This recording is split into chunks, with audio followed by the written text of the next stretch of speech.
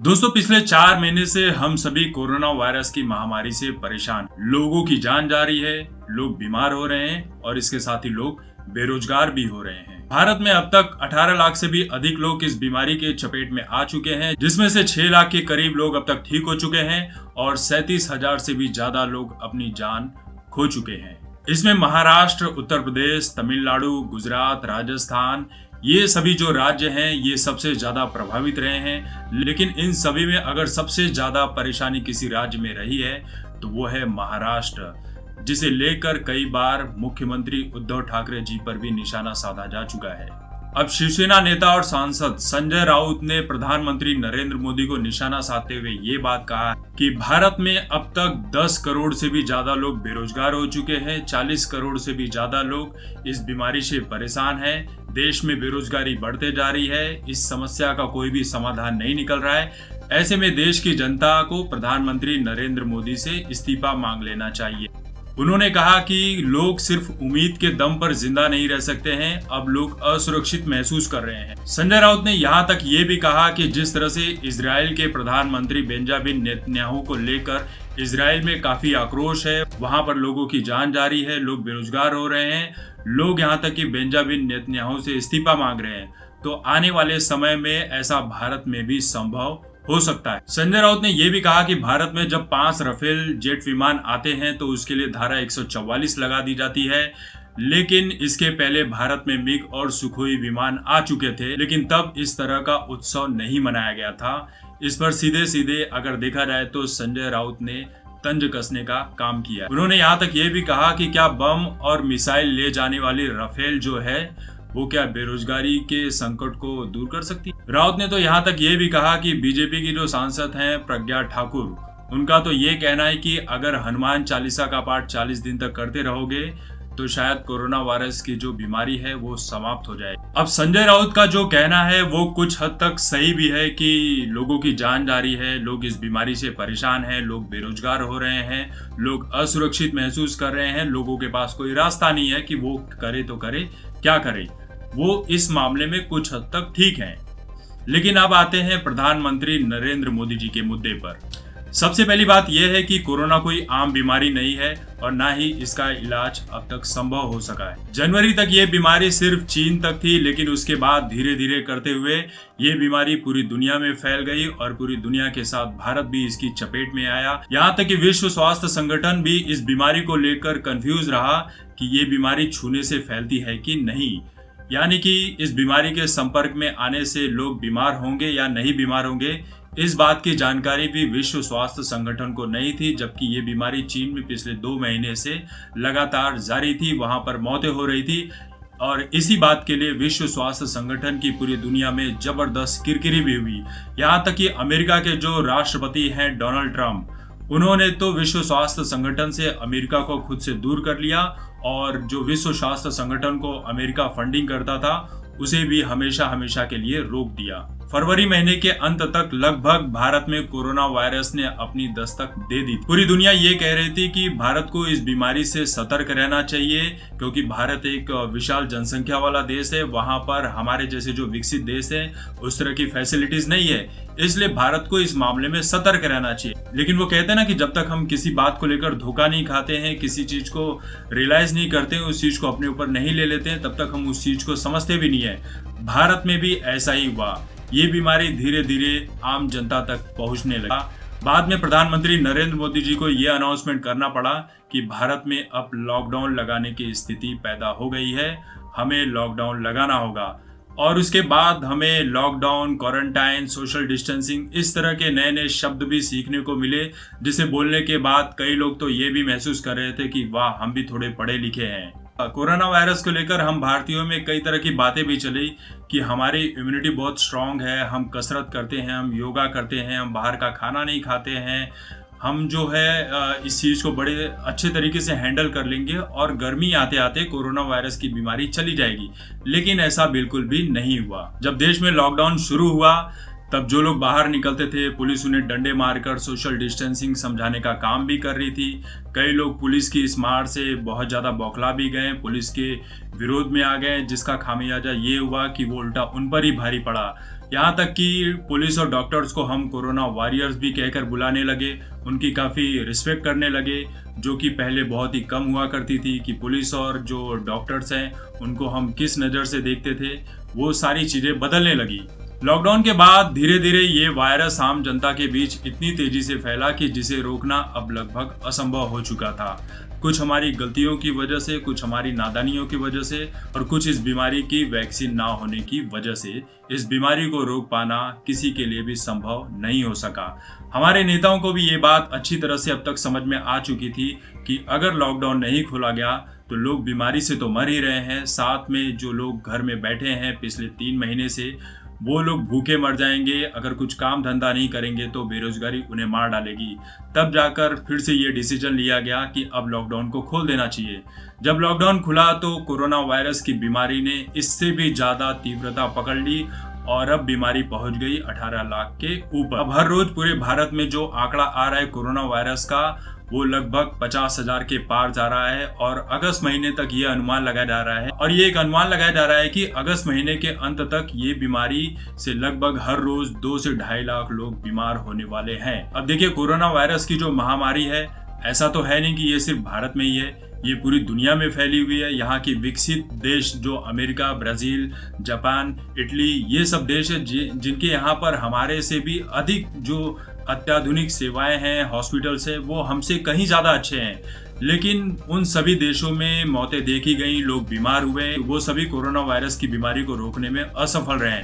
तो भारत भी इससे अछूता नहीं रह सकता था और इस बात के लिए राज्य सरकार या केंद्र सरकार को कोसना भी मैं सही नहीं समझता हूँ। और इस बात के लिए किसी भी राज्य के मुख्यमंत्री से इस्तीफा मांगना या केंद्र सरकार में प्रधानमंत्री नरेंद्र मोदी जी से इस्तीफा मांगना मेरे ख्याल से बिल्कुल भी सही नहीं है, क्योंकि है तो वो भी एक इंसान ही। अपनी तरफ से वो पूरी कोशिश कर रहे हैं, लेकिन इस बीमारी को जब बड़े से बड़े डॉक्टर और बड़े से बड़े देश नहीं रोक सके तो भारत इसमें कोई 30 मार का देश नहीं है जो इस बीमारी से बहुत ही जल्दी छुटकारा पा लेगा। देखिए, हमारे देश में बहुत सारी प्रॉब्लम है। हमारे यहाँ शिक्षा की भी बहुत सारी ऐसी कमी है जिसे लेकर समझाने जाओगे तो आप ही उसके शिकार बन जाओगे। लोग आपको ही समझाने लगेंगे कि ऐसा नहीं, ऐसा होता है, तुम होते कौन हो मुझे समझाने वाले। तो जो लोग बिल्डिंग और बंगले में रहते हैं उनके लिए तो बहुत ज़्यादा बड़ी बात नहीं है, वो एक हद तक खुद को इस बीमारी से सुरक्षित रख सकते हैं जब तक कि वो किसी भीड़ भाड़ वाले इलाके में या मॉल्स में कुछ सामान ना खरीदने जाए।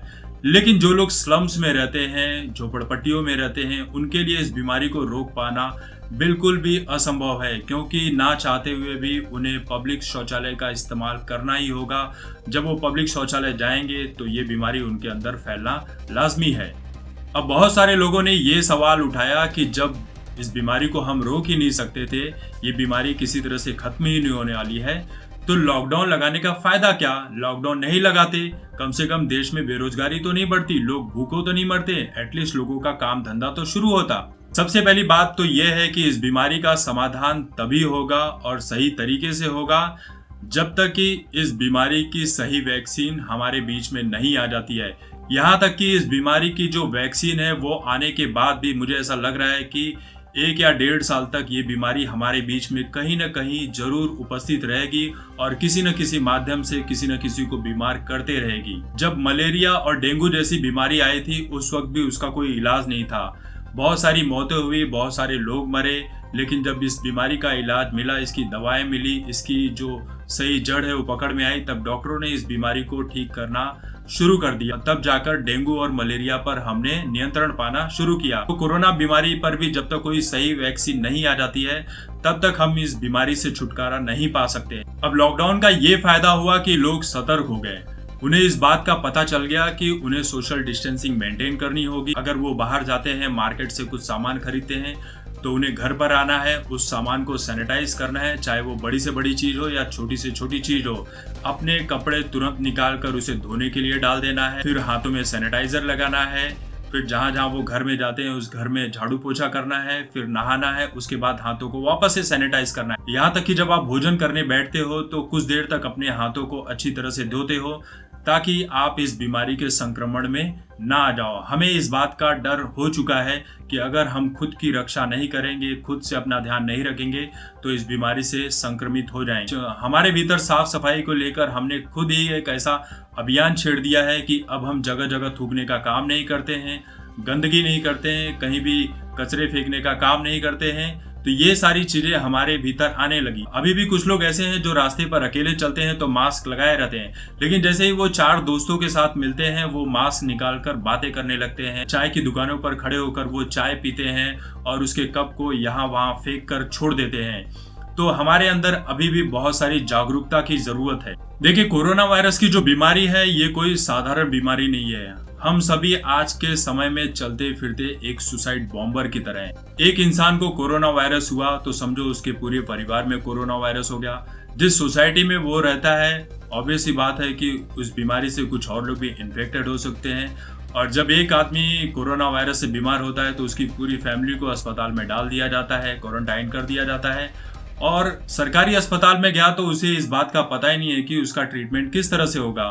और प्राइवेट अस्पताल में जाने का मतलब है कि या तो आप अपनी खुद की प्रॉपर्टी बेच दो या अपने घर की ज्वेलरी बेच दो। देखिए, अगर लॉकडाउन नहीं किया गया होता, देश में लॉकडाउन को नहीं लगाया गया होता, तो जो सबसे बड़ी प्रॉब्लम ये होती कि हम सभी के ऑफिस खुले होते, हम सभी पब्लिक ट्रांसपोर्ट का इस्तेमाल करते, रेलवे, ट्रेन, बस, यहाँ तक कि एक राज्य से दूसरे राज्य में जाने के लिए हवाई जहाज का भी इस्तेमाल करते।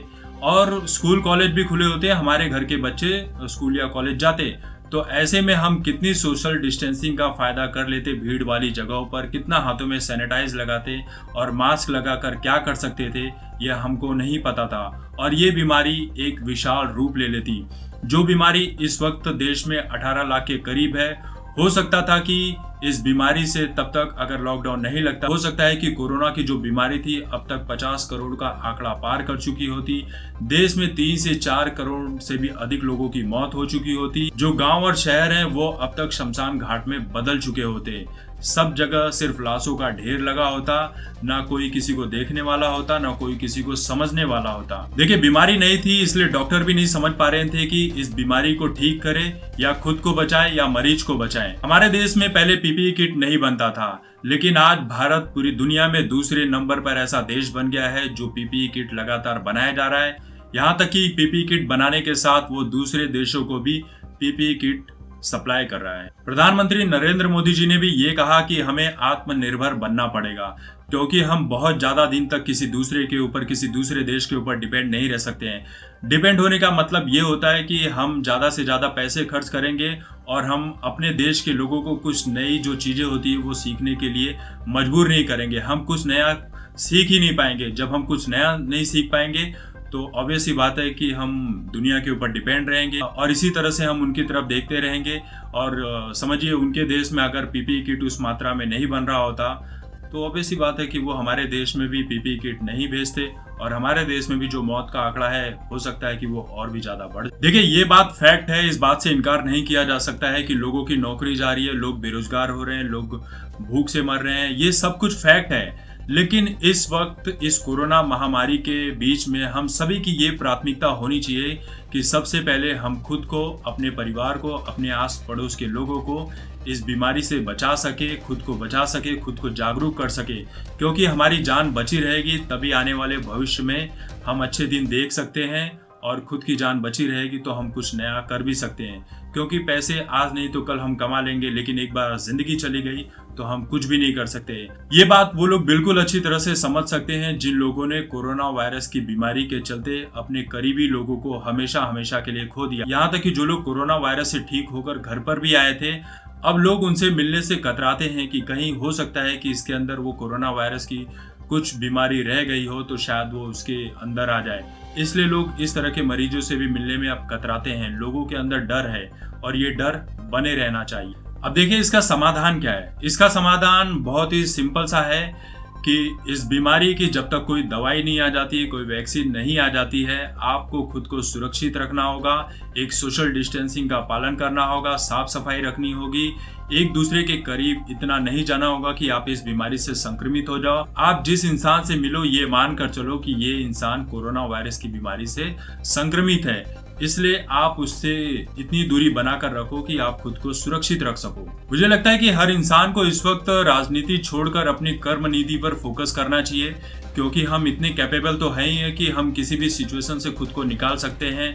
हमारे अंदर इतना टैलेंट है कि हम हर मुश्किल का बड़ी ही समझदारी से सामना कर सकते हैं। हर चीज को राज्य सरकार और केंद्र सरकार के ऊपर छोड़ देना भी सही नहीं होता है, क्योंकि राज्य सरकार और केंद्र सरकार हर गली मोहल्ले तक नहीं पहुंच सकती है और उनकी जो सरकारी सुविधाएं हैं वो हम में से हर कोई लेने के लिए नहीं जाता है। हम में से ज़्यादातर लोग ये सोचते हैं कि हम इन सभी सुविधाओं का लाभ ना उठाएं, बल्कि खुद से मेहनत करके खुद के लिए कुछ ना कुछ नया कर सके। बल्कि ये जो सुविधाएं हैं जो गरीब तबके के लोग हैं उन लोगों तक मिल जाए तो उनके लिए ज़्यादा अच्छा होगा। देखिए, सरकार को कोसने से ज़्यादा अच्छा है कि हम लोग जागरूक बने, सोशल डिस्टेंसिंग का पालन करें, साफ सफाई रखें, तब जाकर हम खुद को एक सुरक्षित माहौल दे सकते हैं, एक सुरक्षित समाज दे सकते हैं। अब इस मामले में संजय राउत अपनी जगह पर सही है, प्रधानमंत्री नरेंद्र मोदी अपने जगह पर है। कुछ अच्छा काम राज्य सरकार कर रही है तो कुछ अच्छा काम केंद्र की सरकार कर रही है, तो दोनों को कोसना मैं बिल्कुल सही नहीं समझता। हमें जागरूक बनना होगा,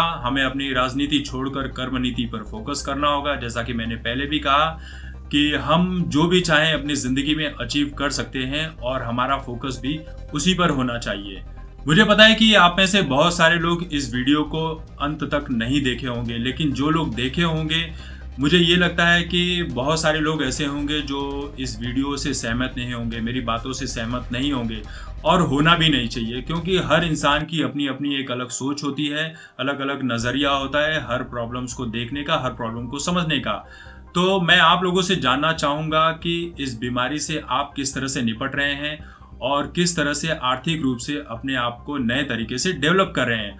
और जो संजय राउत जी ने कहा और जो प्रधानमंत्री नरेंद्र मोदी जी कह रहे हैं, इन सभी बातों में क्या डिफरेंस है, आप इन दोनों की बातों से कितना सहमत हैं, राज्य सरकार और केंद्र सरकार के काम से आप कितना खुश हैं, उन सभी बातों को आप कमेंट करके प्लीज़ ज़रूर बताएं।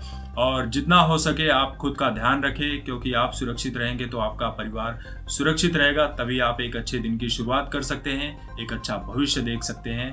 तब तक देखते रहिए आपकी बात मुकेश के साथ। धन्यवाद।